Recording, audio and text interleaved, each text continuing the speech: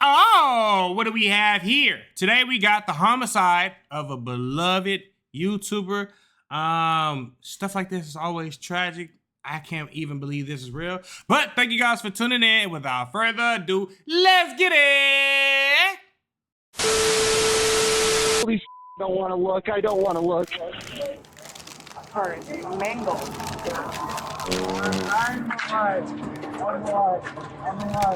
I'm alive. Oh, damn. I hit somebody. I know. I actually was a fan. Yeah, He reminded me of you so much. when I get out of here, I'm going to start a YouTube. I think the first video What the hell? You kill somebody and now you finna start a YouTube? What the fuck? should make is like about this. On January 31st, 2025, a white van smashes into a car stopped at a red light, leaving the beloved YouTuber known as Desert Drifter in critical condition. But what first appears to be a tragic accident unravels under scrutiny as disturbing evidence pulls the case in a shocking new direction. And that is almost like it sped up before it even got to him. There was no... You'll see. The following is based on official police records, and the footage has never been seen before until now. Just after 10 p.m., dispatchers in Grand Junction, Colorado are alerted to a severe crash involving two vehicles at a four-way intersection. 911, this is Shania. What is the address of your emergency? Hey, I'm on the corner of North and First, and there was a crazy accident. Okay, We were you need involved? ambulance here. Yeah, we're getting a lot of calls. Were you involved? No, I was not involved. I'm a told I don't want to look. I don't want to look. Okay. Oh. Nearly a dozen calls flood in, including one from two witnesses who saw the incident unfold. The guy was driving sporadically. We could see he ran a red light before. He was hauling butt down the road. And Oh my God, baby, we got Okay, gotcha. we got to stop. And you said it was a van or whatever kind of vehicle? I can't tell what it is. It's like a utility van. That's the one that ran the red light. and smacked into this other vehicle. And I can't tell what the other car is, but it's nasty. Like a sedan of some kind? Something like that, yeah. Officers arrive to find the white van with smoke pouring from its damaged engine. A second vehicle lies overturned against a building, its frame crushed so badly it's nearly unrecognizable. God damn. Did he survive that? Yes. Somebody is trapped in this car. He's talking to you until they get here, okay? Hello. There they are. See, he's here, okay? He's conscious. He's like responding with movement. Is there anybody else in there with you? There's somebody very, very heavy damage in this car that's upside down. One person trapped inside.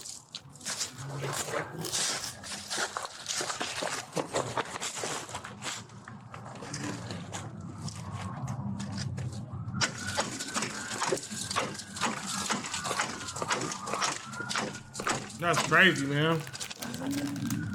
Can you hear me in there? Hello, can you hear me?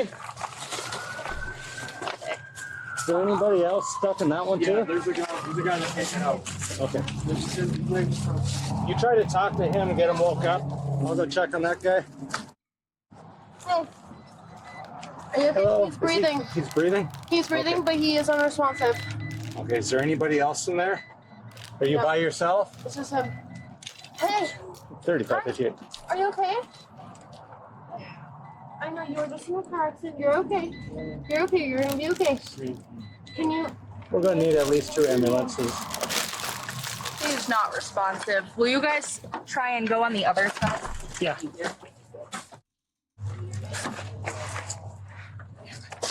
Not gonna be able to get that open. He's breathing. He is breathing? He's breathing. He's unconscious. He's buckled. We're gonna have fire in him out. They're gonna have to put tools on that. He's on the passenger side. Is he awake? Breathing. He's breathing. He's not conscious. He's buckled in there. Copy. Jules! That's crazy, The driver bro. of the overturned car is later identified as 36-year-old Andrew Martin Cross, the YouTuber known as Desert Drifter. While a rescue team prepares to cut him free, an officer up the road tries to keep the other driver calm. Dude. All right, there you go. Yep. All right, just... Yep, ambulance is here. Fire truck's going to try to get you out, okay? Bro. Okay. You're doing good. Just keep awake, all right? Bro, I'm a human. What's that? I'm a human. Yeah, you're doing good. I know, dude. You're doing good, okay? Bro, I'm human. I'm trying to get home. He's got to be drunk. The driver of the van is identified as 37-year-old Ragnar Nicholas Nick Crystal, a U.S. Army veteran. The front I thought he was Russian. end of his van is completely crushed, and the dash and steering wheel has effectively pinned him to the driver's seat. Firefighters utilize a spreader, a powerful hydraulic tool, to lift the dash and free him from the wreckage. Guys. All right, there we go. Okay. Yeah, up and over. Okay, ready? 1, 2. Oh, you got a right behind you. Stretcher's right behind you. Other way. He is grateful that he survived that shit, if he survived. There we go, Nick. All right. Here we go. Let's get a C-collar and get lines ready. Meanwhile, backup officers arrive and attempt to collect statements from witnesses. Hi. Did you see what happened? I was just heading westbound, and I saw like maybe a little bit of it, but not enough to give a testimony. Beside the officer, a bystander records distressing footage of the crash site on his cell phone, which later surfaces on YouTube. I don't know where he is. Stop recording. Did you guys see what happened? No, we were... Same as him. Okay. And we don't understand this criminal justice. Okay. Ma'am, did you see what happened? I didn't. I was sitting at Stinker. I saw the She just being messy because she got a cigarette in her hand. explosion, but I didn't actually see exactly what happened. Okay. I'm an Uber driver. I was waiting for a call, and so I rushed over and called 911 and tried to do a little assessment for an operator. I really couldn't tell you what happened. I mean, it's... Yeah. A car is mangled. Yeah. Once Nick and Andrew are both freed, they're transported by ambulance to St. Mary's Hospital in critical condition. For first responders who remain at the scene, it's difficult to imagine how both drivers survived such a violent wreck. They survived. Oh. At least he was wearing a seatbelt. Yeah. I think he smacked his head right on that windshield. That is horrible. I'm sure. That ain't nothing but God when you are able to survive something so horrific. Snapped into a lot of stuff. I can't believe that guy in the van was talking. What were they chasing him? We weren't chasing him for anything. We were told that he was running from the cops. This guy was running from the cops. He came through the intersection and took him out. No. No? No. Yeah. That's what we were told. We're like, where'd this come from? Who told you that? I don't know. Oh, yeah, no. It was passed on to one of our guys, and then they passed it on. Yeah. Rumor mill. Yeah. That's how that stuff started. Yeah, exactly. Exactly how rumors get started. Rumors aside, officers are still a long way from understanding the truth of what happened here tonight. An officer arrives at the hospital and attempts to question Nick, the driver of the van, but this proves challenging. Hey, Nick. I'm Officer Keys. I'm sorry, but that is a pretty badass name for an officer. Please release my body. Can you tell me what happened? Don't grab there. Why is it my fault? I didn't say anything. I just asked you what happened. He already telling on himself. These crazy people want control. Okay. Can you tell me what your name is? Can I have my body back?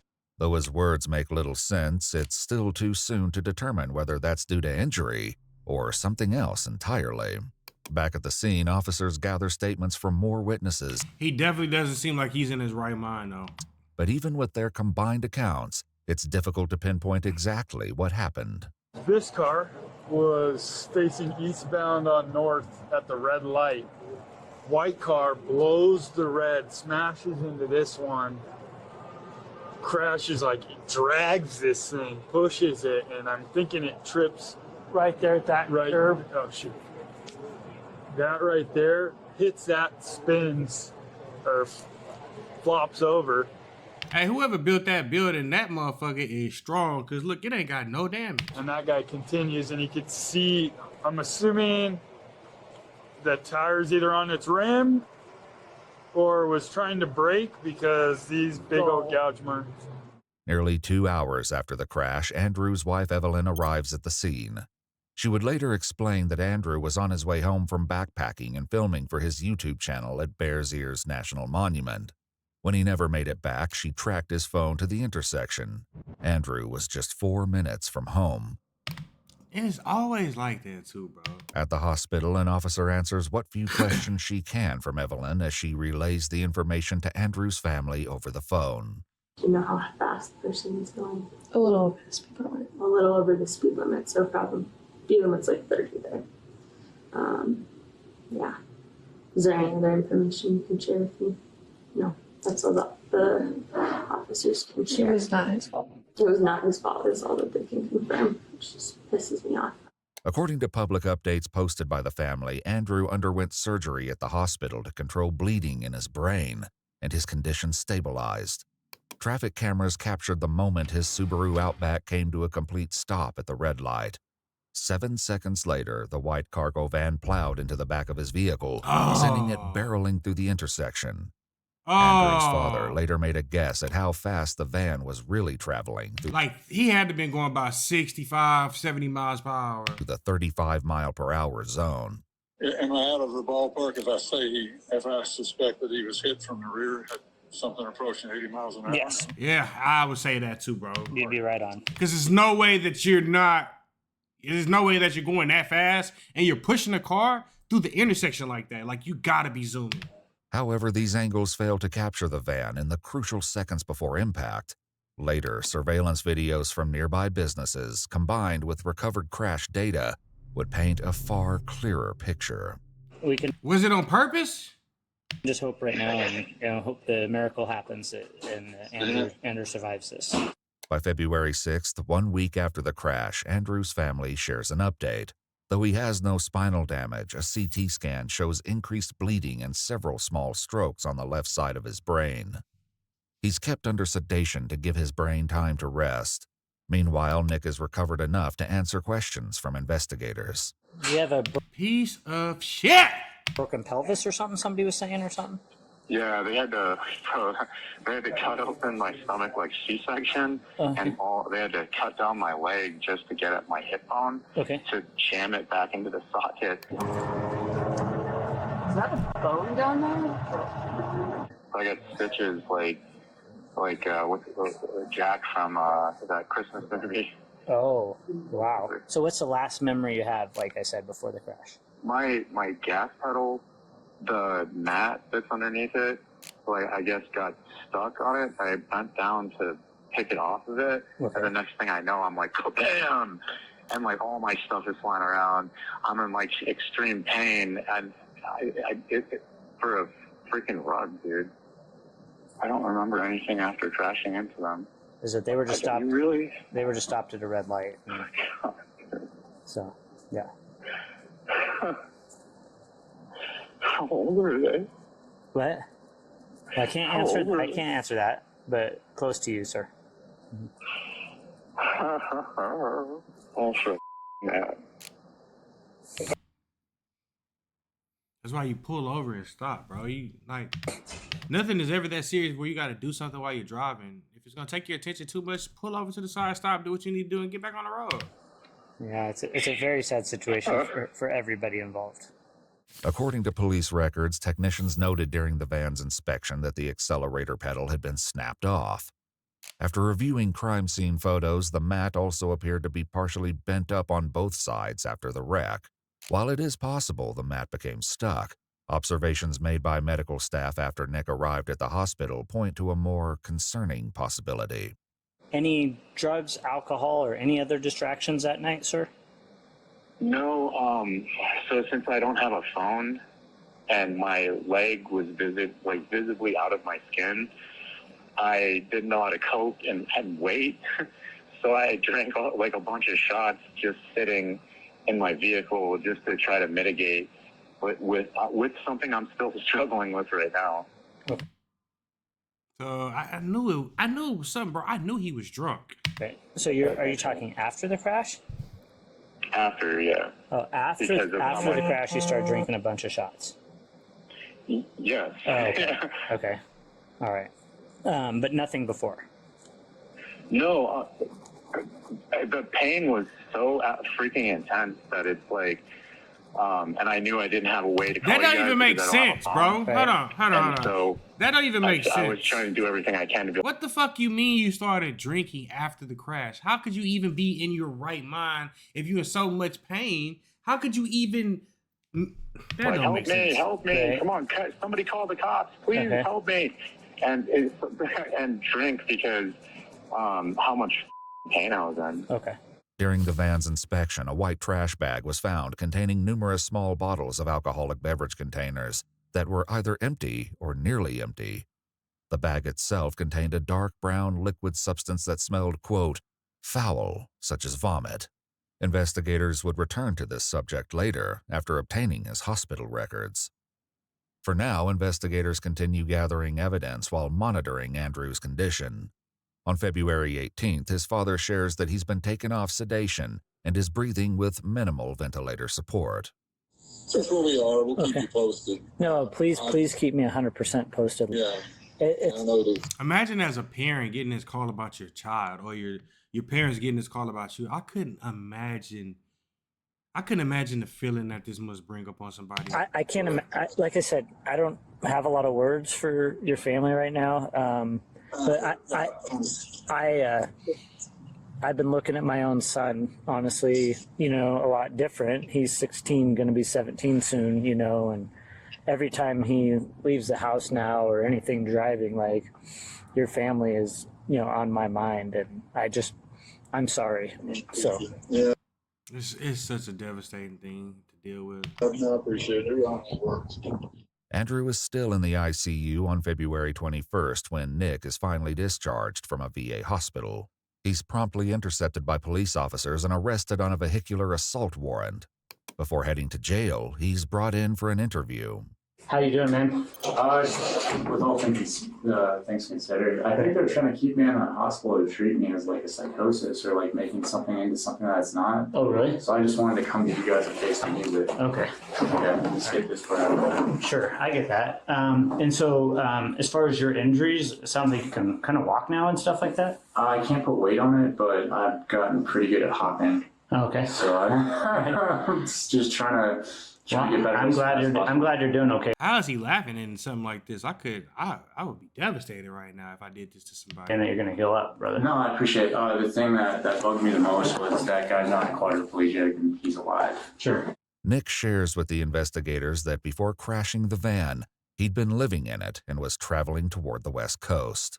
As of recently, I lost both my cats and I was just trying to go to the Native American ruins just to like keep my mind distracted, but that's been something that I really need is like a career or a job you go into, like a purpose in life.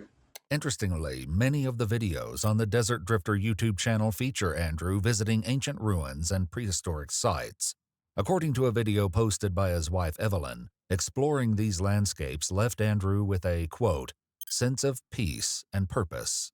I came back to a country that said 9/11 was a scam and, it's like we were murderers and all kind of stuff. Oh, here we go with this dumb shit. It was really hard to get help and meet anybody knowing that I was a veteran, especially in like super liberal states. Okay. They had a lot more animosity. So I was just trying to drive around until I found a state that accepted a veteran just trying to get back. So this is the bullshit story we're finna go with. Claiming he has little memory of the crash, Nick listens as the officer walks him through what they saw on the traffic cameras. When it hit, right, you guys went across the intersection, you shoved the other vehicle, goes... Feel it. Yeah, no, I'm sorry. No, you're fine. No, take your time. No, it's fine. And so it shoves into that light pole on the southeast corner there. And then from there, your van continues eastbound along the sidewalk, comes to rest in an upright position, and the other vehicle overturned, unfortunately, from there, okay? He then returns to a familiar story, one that quickly falls apart under scrutiny. It was like being in a dream.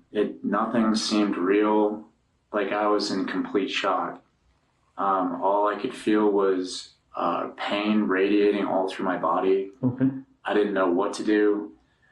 I keep emergency shots in my. I have like emergency kit with like Band-Aid and stuff. Okay. And so I keep shooters in there, and I just remember drinking them and throwing them out the window. As imaginative as his explanation might be, it's in direct conflict with witness statements and what's clearly observed in body cam footage. He's breathing. He's breathing? He's breathing, but he is unresponsive.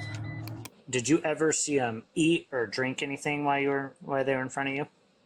No, for the majority of the time he was unconscious. Okay. I don't know how to explain it. Right. It was like, I wasn't me. This isn't real. This isn't happening. And I think... Cap! She just said he was unconscious, like a witness said. It was like a dream. And so doing the shooters was like me trying to connect back to reality almost. I don't know how to explain that.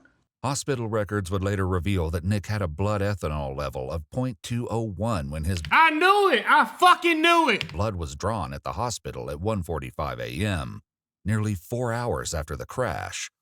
Detectable amounts of fentanyl and THC were also found in his bloodstream. Oh, his equilibrium was all fucked up. He could, like, why was you behind the vehicle, bro? And behind the wheel? You should have just laid your ass down in your van. Investigators also shared something with Andrew's father that has disturbing implications. We have a ready report. Do you know what that is? No. Report every drunk driver immediately. Oh. We have that from hours prior to the crash, out near the Palisade area. Okay. With that van. But that was quite a few hours prior, but had already reported that they were possibly, under the influence at that point. Have you ever gotten a DUI before or anything like that? 11 years ago. Oh, 11? Come on, man. How hard is it to go get an Uber or just lay the fuck down? Oh, quite a while ago. According to police records, Nick was arrested in February of 2014 and charged with DWI, aggravated DWI, and reckless endangerment. He was sentenced to 3 years of probation. However, the potential consequences this time could be far more severe. Take his ass to jail! Given Andrew's condition. The guy hit's not a quadriplegic. He's not dead. I have no idea what his status is going to end up being. I mean, he's still at the hospital. Why the fuck is you worried? You did it! Right? Don't piss me off! He's still not doing very well at all, but I don't know what his end result will be. He's not alert. He's not awake. And so I spoke to his father. I've spoken to his wife a few times. And so we're just trying to put it all back together, what don't put your head down, motherfucker, now. actually happened that night. The only thing, like I said, that I know for sure, based off of the video, is that he was just stopped at a red light when you hit the back of his vehicle. For no fucking reason! Maybe this thing has changed the course of what your purpose looks like. I don't think I would have ever forgiven myself. Like, I think this... It don't matter what you forgive, man. It's about if this man is gonna make it and if he gonna be able to walk and talk and feel and see ahead. Fuck what you going through. Probably. You goes there. Even if this incident changes the course of Nick's life for the better, Andrew's father would likely disagree that it was worth the cost of what happened to his son. How are you doing? I can't imagine. Oh, man. Dad, don't start crying. It's not. It's messed up. Like it shouldn't have happened. No, it should never have happened. No, it's not even explainable, really. And it's not in any way. Like, so there's, when I've dealt with a lot of crime in my 19 years straight. There's sometimes where people are victims, right? Yeah. And then there's victims, right? Yeah. And this is one where it's just 100% he is a victim every way. So is there anything you want me to tell the family, or that you would... Man, don't tell them shit. They don't want to hear nothing you got to say. You would say that... I would gladly give my life because I don't have one, for that person just to wake up and have one. Okay. Right. Following Nick's interview, he's So shit you can't do. Oh. booked into the Mesa County Jail. But the case is far from over. Crash data, additional surveillance footage, and Nick's own private confessions will soon cast the incident in a much darker light. For now, Nick reaches out to his estranged mother, who's all too familiar with the victim, Andrew Cross. Hello, Nick. Oh my God. Mama. I'm so glad. I'm so glad you're alive. I hit somebody. I know. I actually was a fan. Yeah, He reminded me of you so much. What the fuck? What do you mean? Eric and I used to watch his videos. In fact, we were going to go and take trips to some of the places he'd been just to get out and do something. Andrew's YouTube channel, described as exploration and adventure with a historical twist, mainly focuses on solo hiking treks in both well-known and remote areas, often highlighting historical sites and artifacts.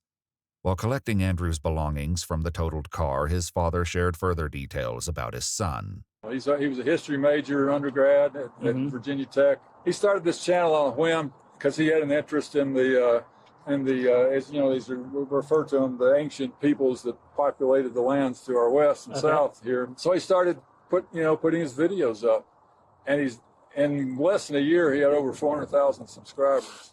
To date, his YouTube videos have amassed over 97 million views. I've been doing this stuff for years and never would have imagined that other people would be interested in coming along. 3 weeks after the crash. Oh man, this makes it so much more worse. He was actually a good guy, bro. You could just off that video alone, you could tell he was such a good guy. Updates show that Andrew has begun to respond to pain, which his wife Evelyn writes is a positive step in the right direction. Meanwhile, Nick continues speaking to his mom from jail, describing his van life adventures. I was going long-term camping. Mom, I saw the most beautiful things in nature that really... So, Jesus in the Bible, he's the embodiment of feminine and masculine. I think that's why he has a big heart. And in the military, they only teach you how to be masculine. You know, how feelings are poison, and talking about your feelings is something gay or whatever. But when I was camping, I saw the entire Milky Way. And I was crying for the first time in my life. On February 22nd, Andrew's sister shares that he's developed pneumonia, but continues breathing on his own with little support. They also begin reading him comments left by his fans, who pray relentlessly for his recovery.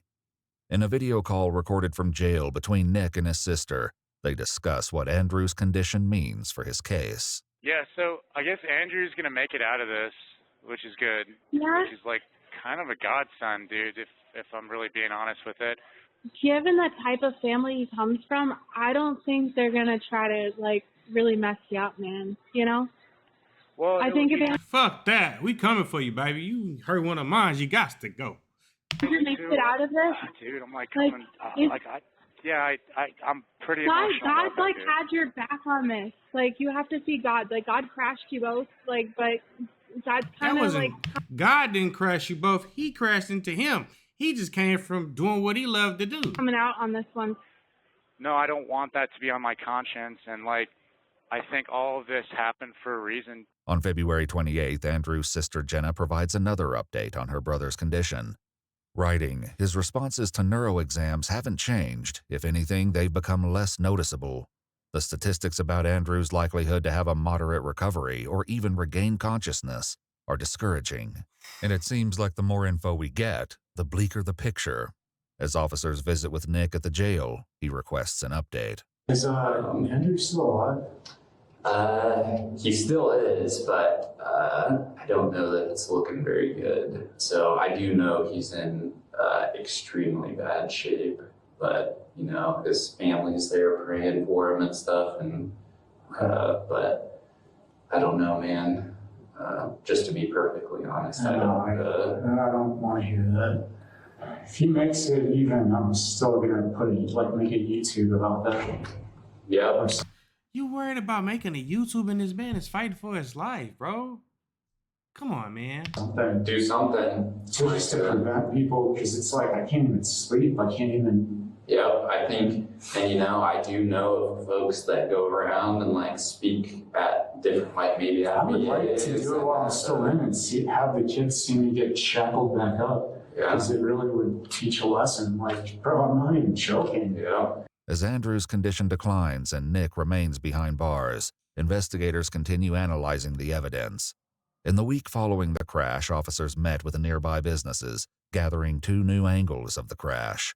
The first offers a wider view of the street, and the audio captures the moment of impact with disturbing clarity. Definitely that.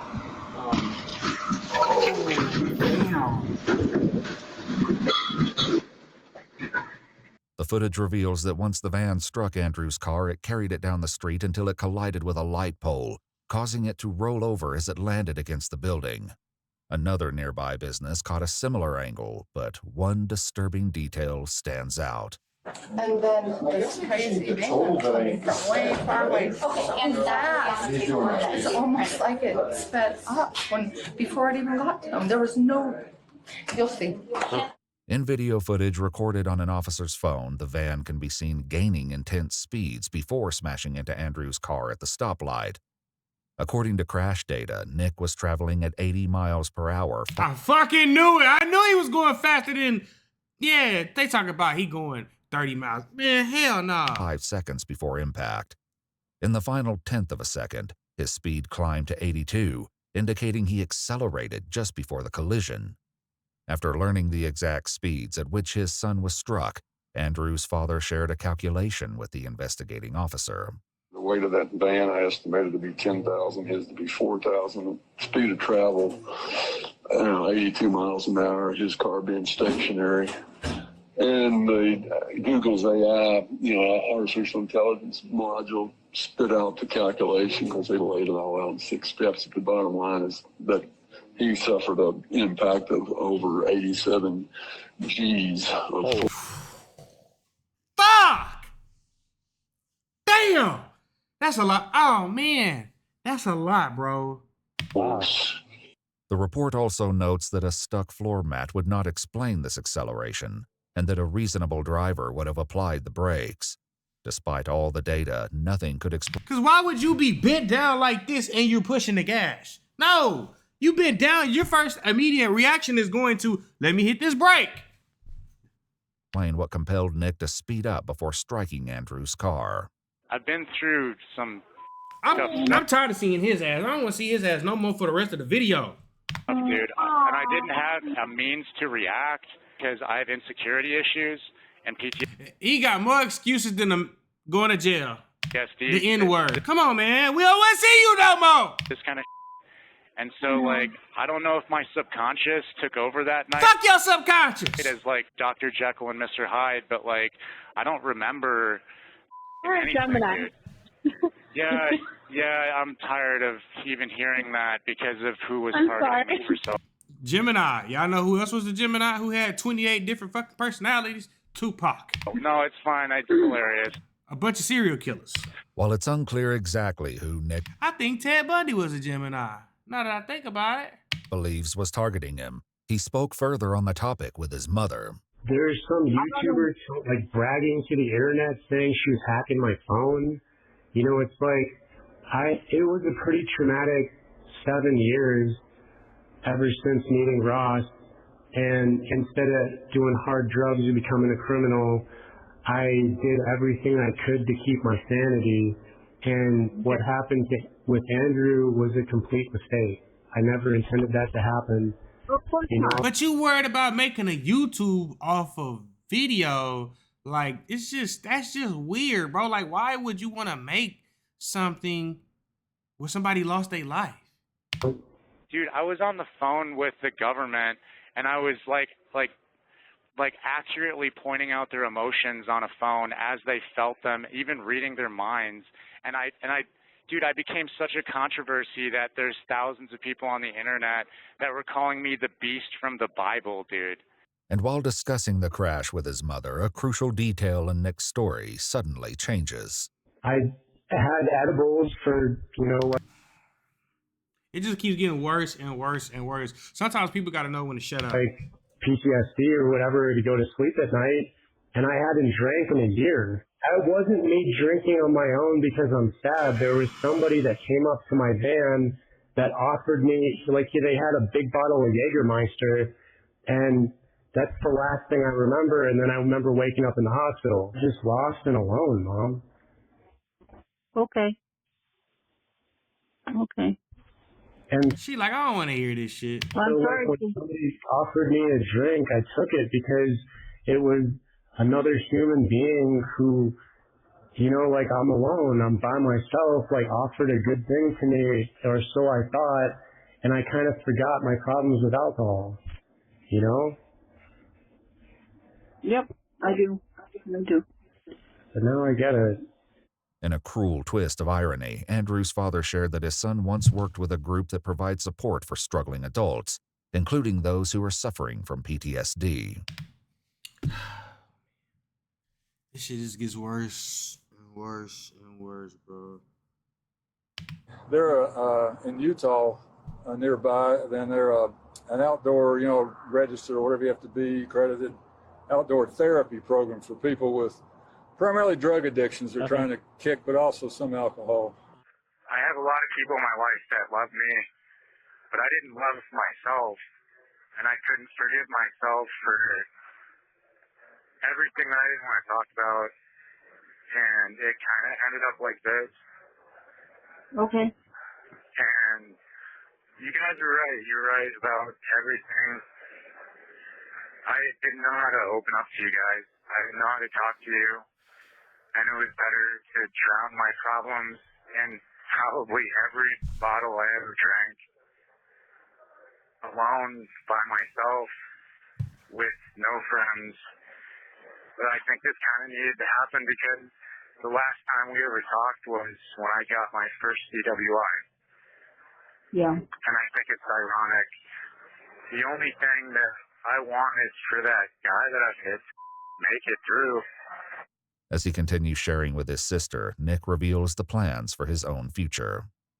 There were so many thousands of people demanding that I got a gift, and they couldn't figure out where it came from, whether it was a brain injury or like somebody's looking over me. And I think all of this needed to happen. And like, I have... No, bro. Somebody losing their life should never need to happen, bro. Like, you feel me? Like, you hurt yourself, that's one thing. But you hurt somebody that was loved, they got a wife, that was doing what they loved. And I could just tell from the video he was a really good guy. And you just took that from people. Like, that's just... I have an idea of what I want to do when I get out. Like, maybe to make a YouTube. But I wanted to make tents and sell them because I kind of got into sewing. But, like, just to travel with... Fuck your tents. That message too, like just have like, free coffee and be like, hey, if you don't buy anything, I've been lonely for a long time and I admit it, and it would be good to just have coffee with somebody. But if you want to buy my stuff, that's cool too. You're a multifaceted person. I can't see you saying one niche. Like Gemini. Well, then help me make it and then be a part of the channel. You know what I'm saying? Like, why not? Yeah. That is so disgusting, bro. That'd be really cool. And I think the first video I should make is like about this. But while Nick dreams of a future in the spotlight, Andrew continues to decline. See what I'm saying? Like, bro is talking about the future, and... On March 2nd, one month following the crash, Andrew's sister announces the family's difficult decision to remove him from life support, following multiple strokes affecting important parts of his brain. She writes, "We know that a life dependent on machines is not what Andrew wants." It had to be exactly this way. It had to be a guy that you would have loved. Like, if it had just been some schmuck, like, maybe this wouldn't have hit so heavy, but, like, he's him and his sister could just shut the fuck up. a dude, man.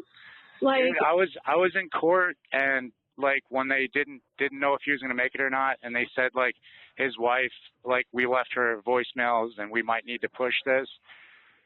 I'm trying not to... Why would she want to be in the same room as her husband's killer? Like, what? Go there, but like...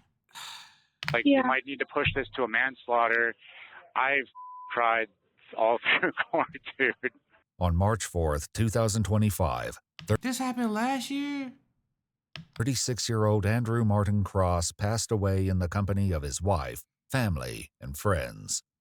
Before his death, Andrew's best friend and dad tirelessly dug through the wreckage of Andrew's car to find his camera, in the hopes of salvaging his footage. Right? He's got a camera that's on a pole that he does a lot of filming with. Yeah. And wait a minute here. He uses that one. Yeah, he uses that. Do you know what it looks like? Yeah, it looks like your body cam. On a stick? On a stick. Yeah. Well, the interesting thing is we found in that van earlier, and I wonder if when they were scooping things, if they threw it in there. Probably. Oh, yeah. So wait, just a minute. Let me go over there. Let me see. They're missing a 3D camera, and they're describing it as that one that we saw here, John. That 3D one? Yeah, cool. I think I got it, John. Wow. Yeah. Is that his? That's awesome. Yeah, that's his. Wow. Heck yeah. That's great. Thanks, guys. Yeah. Miraculously, the equipment was still functioning enough to download the footage. Evelyn uploaded the final adventure of her husband to his YouTube channel in October of 2025. Nothing but shenanigans, my friends. I'm glad you were with me. I could feel your presence. As Nick faces upgraded charges in the wake of Andrew's death, he recalls a near-death experience in which he was given an unexpected warning.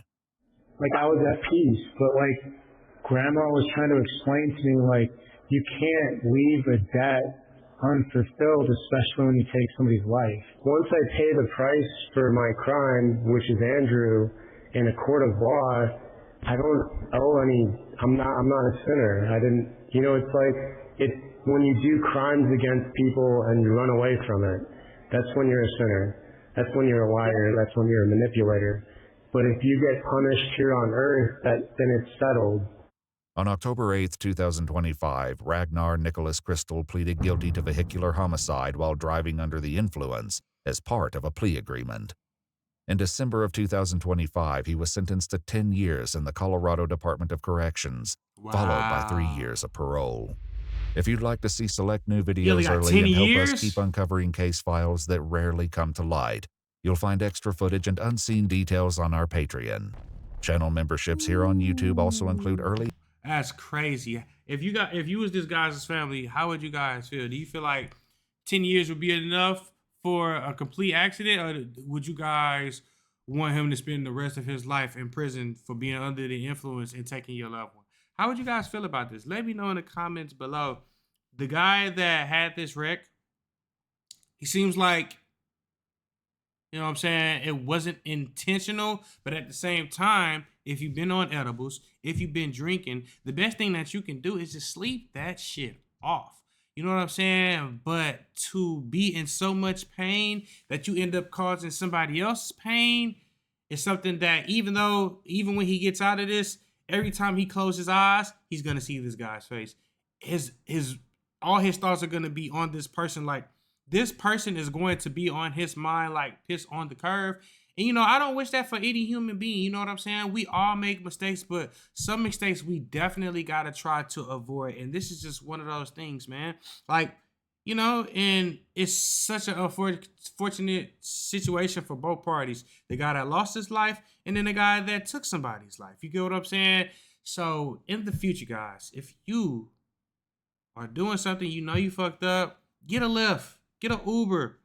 Go lay down in your vehicle and sleep it off until the morning. But it is not worth being on the road or doing anything when you're under the influence of anything, let alone drugs and alcohol at the same time. You know what I'm saying? So prayers up for everybody in this situation. And this is just heartbreaking to watch, man. But thank you guys for tuning in. Shout out to all my supporters. I love you. And that's it, baby. We out.